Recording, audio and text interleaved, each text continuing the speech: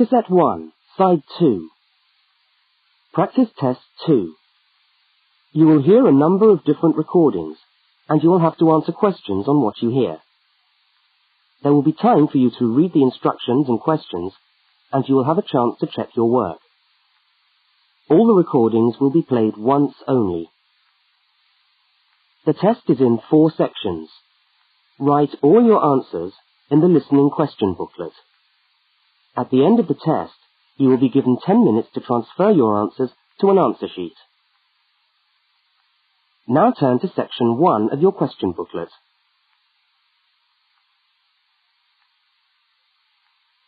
Section 1. In this section, you will hear 2 overseas students, Kate and Luki, being interviewed by a university counsellor. First look at questions 1 to 5.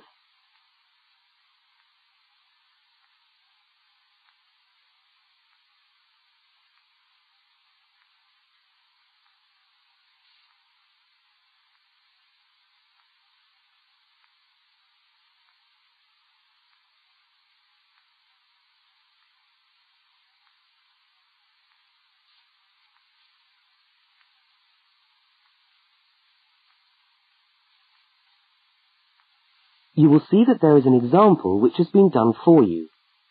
On this occasion only, the conversation relating to the example will be played first.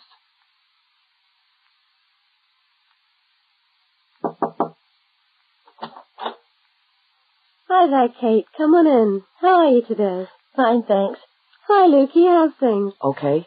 Well, as I explained on the phone, I'm a counsellor here at the Student Services section of the university. And I'm interviewing overseas students to help me draw up a guide for new students. So I'd be grateful if you could tell me a little about your time since you've been here in Cambridge. Right. Good idea. Now, Kate, let's start with you. Okay. This is your 2nd semester, isn't it? Could you tell us something about your first impressions of the town when you arrived? Yeah. Well, first of all, I was struck by how quiet it is here in the evening. Kate's first impression of the town is that it is quiet in the evening, so quiet is the answer. Now we shall begin. You should answer the questions as you listen, because you will not hear the recording a second time. Now listen to the first interview with Kate and complete the notes by filling in the numbered spaces 1 to 5.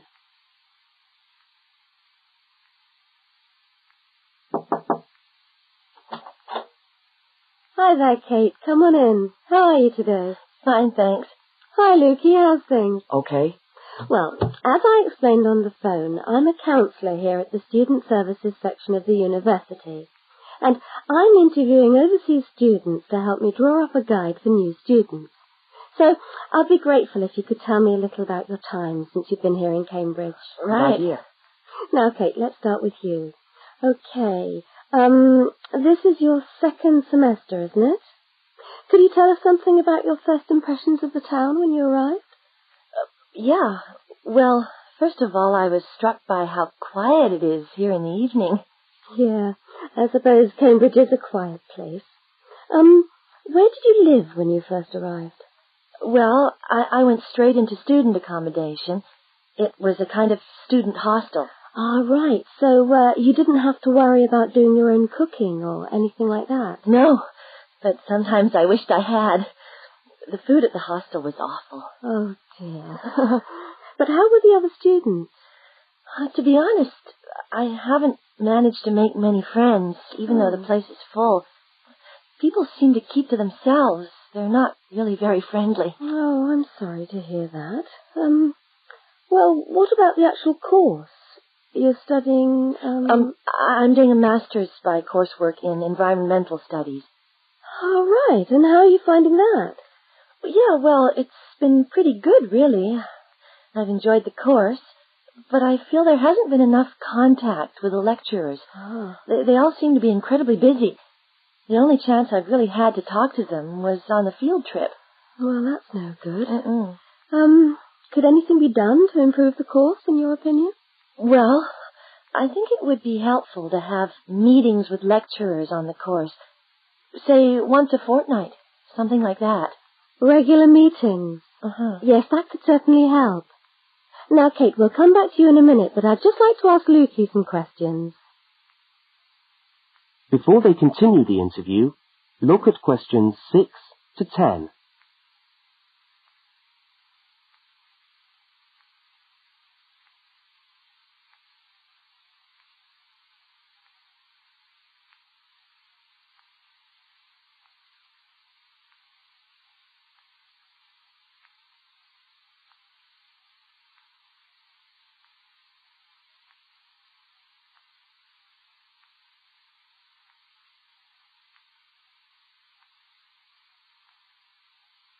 As you listen to the rest of the interview, complete the notes.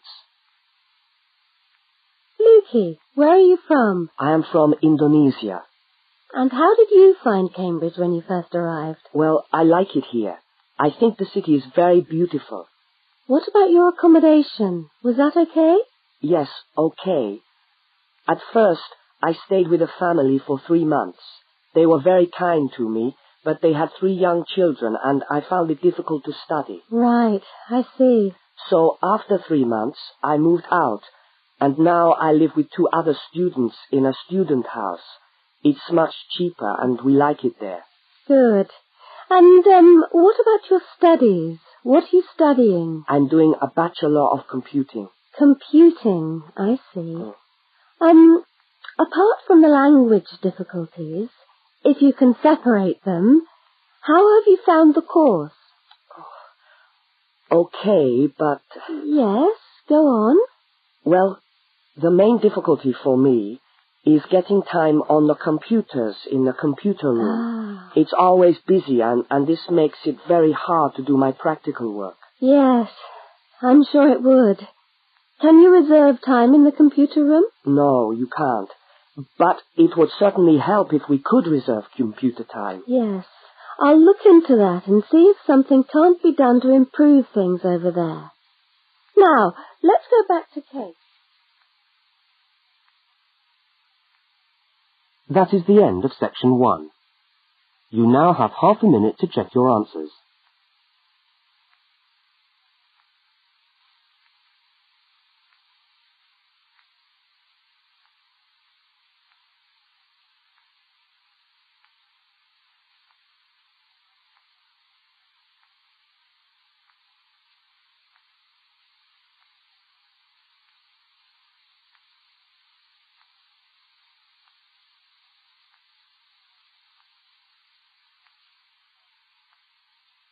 Now turn to section 2.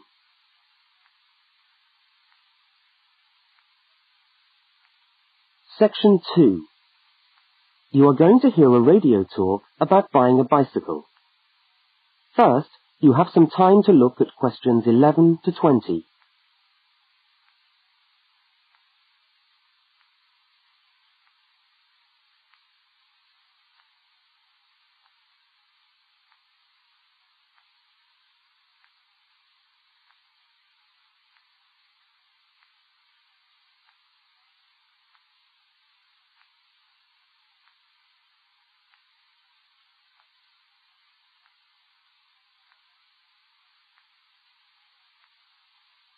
Now listen to the first part of the talk and complete the notes by filling in the numbered spaces 11 to 20. Well, last week we talked about buying camping equipment, and today I'd like to talk to you about buying a bicycle. A simple enough exercise, you might imagine, but there are lots of things to look out for to make sure you get the best deal for your money. Well, the range of bicycles is enormous. There are racing bikes, touring bikes, mountain bikes, or just plain ordinary bikes for riding around town. They vary enormously in 2 basic ways: price and quality. This means that the choice you make will probably be determined by the amount of money you want to pay, your own personal needs, what is actually available, or a compromise of all 3 things. However, in broad terms, you can spend anything from $50 to $2,000 on a bike, so you'll need to know what you're looking for. Single-speed cycles, that is bikes with no gears, are really only suited to short, casual rides. Their attraction is their simplicity and reliability. After years of neglect, they still manage to function, though not always too efficiently. If it's basic transport you're after, then you can't go wrong. 3-speed cycles, on the other hand, are all that is really necessary for most town riding, going to the shops and things like that. Like the single-speed bike, they're simple and reliable. If you are going to be going up and down lots of hills, then you'll probably want something more efficient. 5- and 10-speed bicycles are best suited to riding over long distances or hilly terrain and to serious touring. So if it's serious touring you're interested in, get a 5- or 10-speed bike. However, it's worth remembering that the difference in price between a 5- and 10-speed cycle is usually very little, and so it's well worth paying that little bit extra to get the 10-speed one. So I would tend to recommend the 10-speed bike as the price is similar. However, you'll be getting better quality components. Now the next thing we need to look at is size. Buying a cycle is like buying clothes. First of all, you find the right size, and then you try it on to see if it fits. Contrary to what you might imagine, the size of the cycle is not determined by the size of the wheels, except in children's cycles, but by the size of the frame. So you'll need to measure the length of your legs and arms to get a frame that is the right size for you. Well, that's all from Helpful Hints for today. That is the end of section 2. You now have half a minute to check your answers.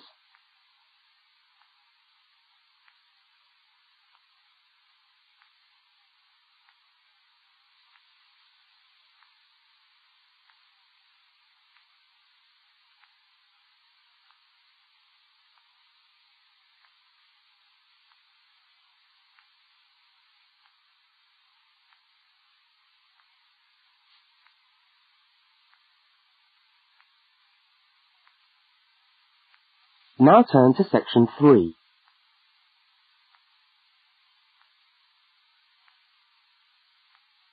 Section 3. In this section, you will hear a conversation between two students, Fiona and Martin, talking about a tutorial topic. First, look at questions 21 to 24.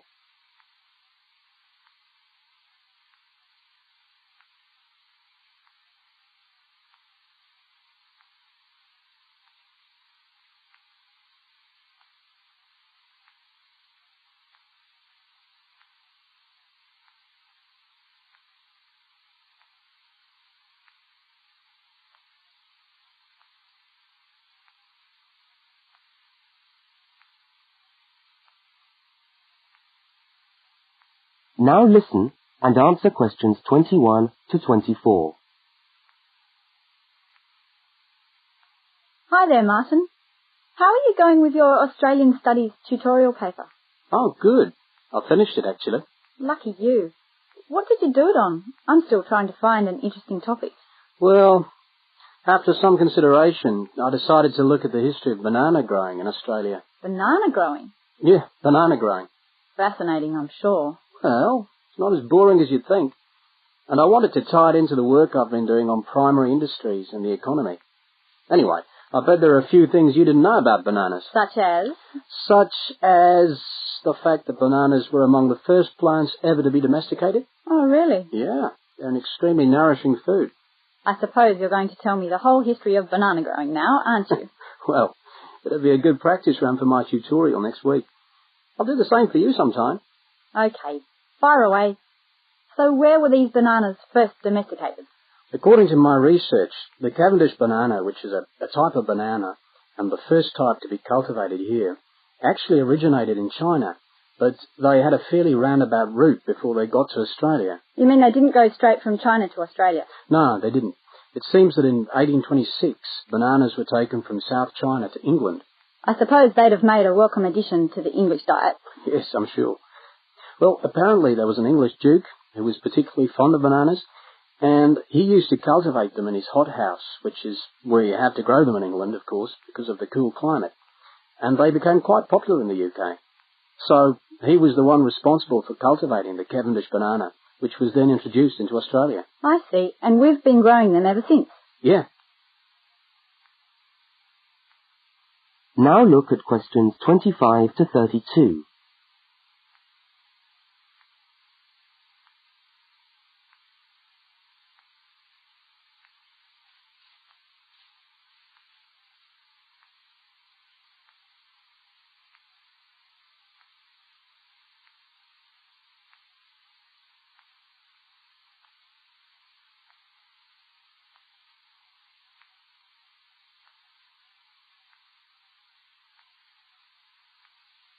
As the conversation continues, complete Martin's notes.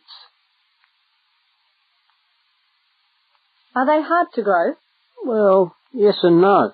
To grow them in your garden, no, not really. But to grow them commercially, you need to know what you're doing. You see, you only get one bunch of bananas per tree, and it can take up to 3 years for a tree to bear fruit if you don't do anything special to it. But this period is greatly reduced with modern growing methods, particularly in plantations where you have perfect tropical conditions. Right. So what are you looking at? 1 year? 2 years? No, around 15 months in good conditions for a tree to produce a bunch of bananas. And once you've got your bunch, you cut the bunch and the plant down. So how do the trees reproduce then? Well, bananas are normally grown from suckers, which spring up around the parent plant, usually just above the plant. They tend to like to grow uphill, or at least that's the common wisdom. So that's why banana plantations are usually on hillsides, is it? Yeah, they grow best like that. That's interesting. If you plant them in rich soil and give them plenty of water at the beginning of summer, then they should be well advanced by the beginning of winter, when growth virtually stops. But in a country like England, they're hard to grow. Although you can grow them in a hothouse. But in Australia, it's not difficult. No, though even here, the growers put plastic bags around the bunches to protect them and keep them warm. If you go up to the banana growing districts, you'll see all these banana trees with plastic bags on them. But how do they stop the bananas going bad before they reach the shops? Well, the banana bunches are picked well before the fruit's ripe. Once you cut the bunch, the bananas stop growing, but they do continue to ripen. The interesting thing is that once one banana ripens, it gives off a gas which then helps all the others to ripen. So they pretty much all ripen within a few hours of each other. Amazing. So do we export lots of bananas overseas to Europe and Asia, for instance? Well, oddly enough, no. I believe New Zealand takes a small proportion of the crop, but otherwise, well, they're mostly grown for the domestic market, which is surprising when you think about it, because we grow an enormous number of bananas each year. Yes, well, thank you for all that information. I'm sure the tutorial paper will go really well. You certainly seem to have done your research on the subject. Let's hope so. That is the end of section 3. You now have half a minute to check your answers.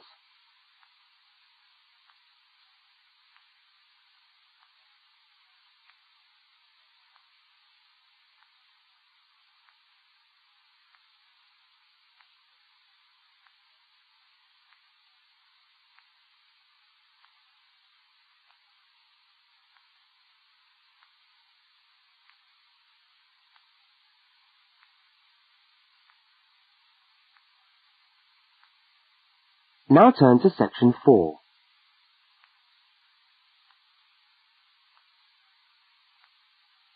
Section 4. You are going to hear part of a public lecture for new students. First, look at questions 33 to 35.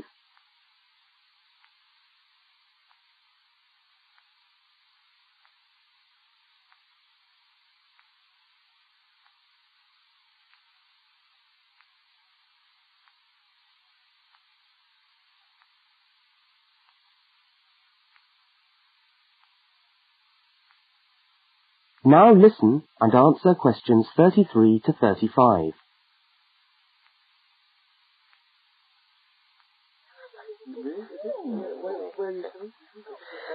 Good morning everyone, and welcome to our regular lecture on health issues.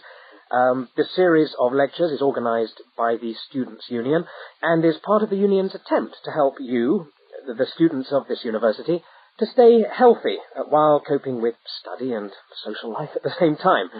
So, it's a great pleasure for me to welcome back Ms. Diane Greenbaum, who is a professional dietitian and who has been kind enough to give up her time in what I know is a very hectic schedule to come along and talk to us today. Thank you. Thank you very much, John. May I say it's a pleasure to be back. Now, stresses at university, being away from home and having to look after yourselves, learning your way around the campus, all contribute to making it quite hard sometimes to ensure that your diet is adequate. So, today, I'm going to talk about ways of making sure that you eat well, while at the same time staying within your budget.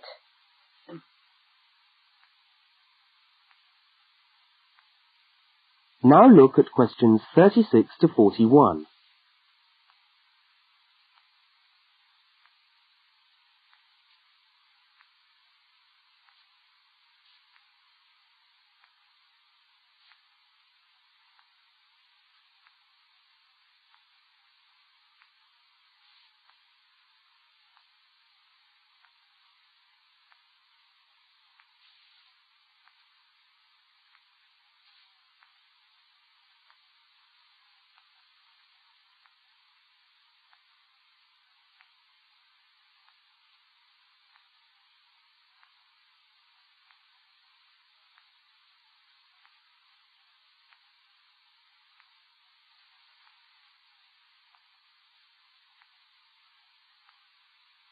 As you listen to the second part of the lecture, complete the notes and diagram in the spaces provided. If you have a well-balanced diet, then you should be getting all the vitamins that you need for normal daily living. However, sometimes we think we're eating the right foods, but the vitamins are escaping, perhaps as a result of cooking, and anyway, we're not getting the full benefit of them. Now, if you lack vitamins in any way, the solution isn't to rush off and take vitamin pills, though they can sometimes help. No, it's far better to look at your diet and how you prepare your food. So, what are vitamins? Well, the dictionary tells us they are food factors essential in small quantities to maintain life. Now, there are fat-soluble vitamins which can be stored for quite some time by the body, and there are water-soluble vitamins which are removed more rapidly from the body, and so a regular daily intake of these ones is needed. Okay, so how can you ensure that your diet contains enough of the vitamins you need? Well, first of all, you may have to establish some new eating habits. No more chips at the uni canteen, I'm afraid. Now, firstly, you must eat a variety of foods. Then you need to ensure that you eat at least 4 servings of fruit and vegetables daily. Now, you'll need to shop 2 or 3 times a week to make sure that they're fresh, and store your vegetables in the fridge or in a cool, dark place. Now, let's just refresh our memories by looking at the healthy diet pyramid. Okay, can you all see that? Good. Well, now, as you see, we've got 3 levels to our pyramid. At the top, in the smallest area, are the things which we should really be trying to avoid as much as possible. Things like, sugar, salt, butter, all that sort of thing. Next, on the middle of our pyramid, we find the things that we can eat in moderation. Not too much, though. And that's where we find milk, lean meat, fish, nuts, eggs. And then at the bottom of the pyramid are the things that you can eat lots of, because they're the things that are really good for you. Here we have bread, vegetables, and fruit. So, don't lose sight of your healthy diet pyramid when you do your shopping.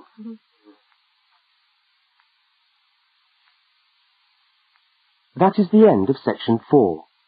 You now have half a minute to check your answers.